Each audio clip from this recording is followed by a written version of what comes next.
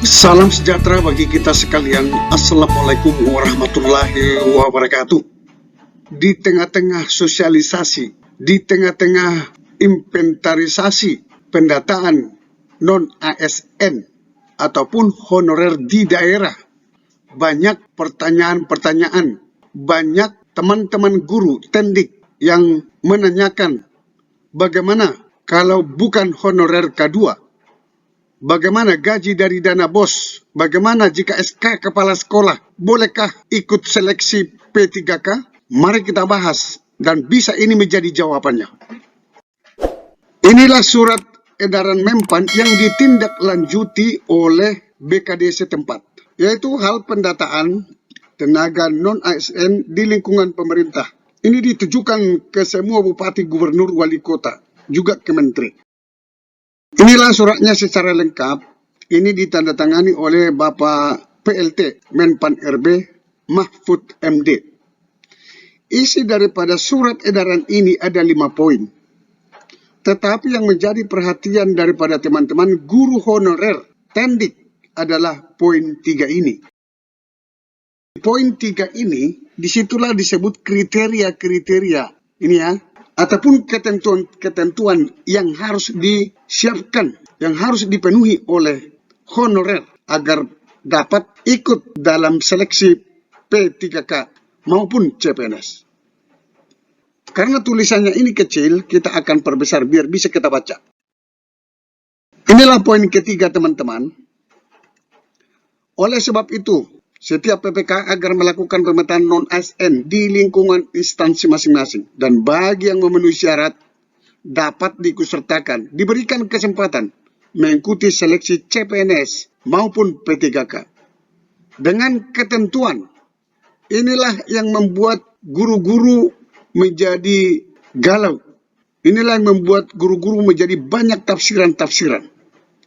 Memenuhi syarat dengan ketentuan sebagai berikut. Ada 5 poin ini. Berstatus honor K2, terdaftar di database BKN, juga bekerja pada instansi pemerintah. Ini yang poin yang pertama. Poin yang kedua adalah mendapatkan honorarium dari APBN, instansi pusat, APBD untuk instansi daerah. Inilah yang paling banyak ditanyakan oleh teman-teman guru honorer di sekolah-sekolah. Karena mereka dibayar dengan dana BOS, digaji dengan dana BOS. Banyak yang tidak APBD. Sehingga mereka banyak bertanya di media sosial, bagaimana nasib daripada guru yang tidak digaji dengan APBN, yang tidak digaji dengan APBD. Ketiga, diangkat paling rendah oleh pimpinan unit kerja. Seolah-olah satuan pendidikan itu bukan unit kerja. Sekolah itu adalah satuan pendidikan yang melayani pendidikan formal, non-formal, dan informal. Seolah-olah SK kepala sekolah tidak berlaku karena dipandang bahwa sekolah itu bukan unit kerja. Ini yang menjadi banyak pertanyaan teman-teman. Guru honorer telah bekerja paling singkat 1 tahun pada 31 Desember 2021. Ini juga membuat kecemburuan kepada teman-teman. Ada yang 5 tahun, ada yang 10 tahun, ada yang 20 tahun. Kok bisa 1 tahun? 5 berusia paling rendah 20 tahun, paling tinggi 56 tahun pada 31 Desember 2021. Nah, ada rencana pemerintah mengadakan 970.410 guru honorer menjadi guru P3K tahun 2022. Apabila ketentuan 1-5 ini diberlakukan kepada guru, saya yakin tidak akan tercapai 970.410 guru yang bisa memenuhi 5 ketentuan ini. Lalu bagaimana kebutuhan guru? Apakah dibiarkan seperti itu karena tidak memenuhi 5 ketentuan ini? Oh no, tidak mungkin. Kita akan bedah lagi. Rencana pemerintah pengadaan 970.410 guru honorer menjadi guru P3K tahun 2022 itu sudah ditindaklanjuti oleh Menpan RB. Keluarlah Menpan RB nomor 20 tahun 2022 tentang pengadaan P3K untuk jabatan fungsional guru pada instansi daerah tahun 2022. Ini sudah keluar permenpannya. Inilah permenpannya teman-teman. Permenpan nomor 20 tahun 2022. Ini tentang pengadaan P3K. Ini suratnya. Kita coba bedah ini. Pada bab 2, di sana dikatakan kategori dan persyaratan pelamar.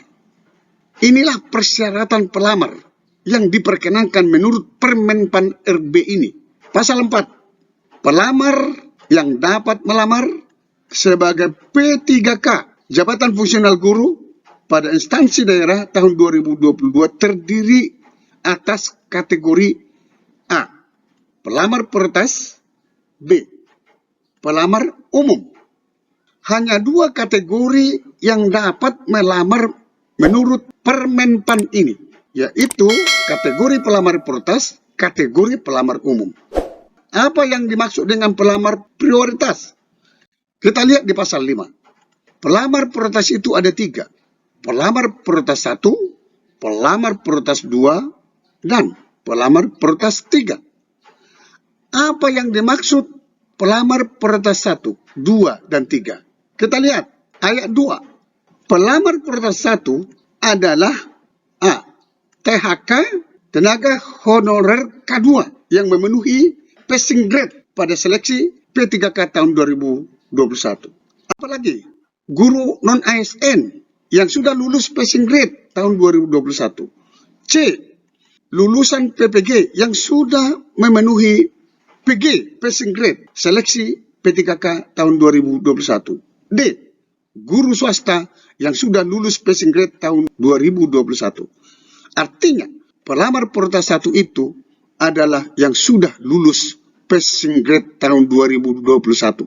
Itu ada sebanyak 193 ribuan. Ayat 3. Pelamar prioritas 2 adalah merupakan THK2. Inilah THK2. Pelamar prioritas 2. THK2 inilah ada datanya di database BKN. 4. Kita lihat ini ya. Kita simak baik-baik. Pelamar prioritas 3. Sebagaimana dimaksud pada ayat 1, huruf C merupakan guru non-ASN di sekolah negeri. Di sekolah negeri ya. Yang terdaftar di Dapodik dan memiliki masa kerja paling rendah 3 tahun. Disinilah masuk teman-teman guru yang bukan gajinya dari APBD, yang bukan tenaga berstatus honorer K2. Tidak ada disebut di sini harus honorer K2, tidak ada disebut di sini, tetapi terdaftar di Dapodik. Tidak ada dikatakan di sini terdaftar di database BKN, tetapi terdaftar di Dapodik. Kenapa? Dapodik itu diakui oleh pemerintah, diakui oleh BKN, diakui oleh Kemenpan RB. Jadi, teman-teman guru honorer, guru non-ASN yang ada di sekolah negeri, yang penting terdaftar di Dapodik, dan masa kerjanya paling rendah 3 tahun, maka Anda diperkenankan untuk ikut seleksi P3K guru tahun 2022. Jadi tidak ada dikatakan di situ harus gaji dari APBD, harus SK dari pimpinan unit kerja, harus status honorer K2. Tidak ada di Permenpan 20 ini. Pasal 6. Di pasal 4 tadi dikatakan bahwa pelamar itu hanya 2 kategori, pelamar prioritas dan pelamar umum. Pelamar umum yang dimaksud di sini teman-teman adalah yang lulusan PPG terdaftar di database kelulusan PPG di Kemdikbudristek. Baru pelamar yang terdaftar di Dapodik. Tidak ada di Permenpan 20 ini dikatakan harus terdaftar di database BKN. Tidak ada. Nah, ini berarti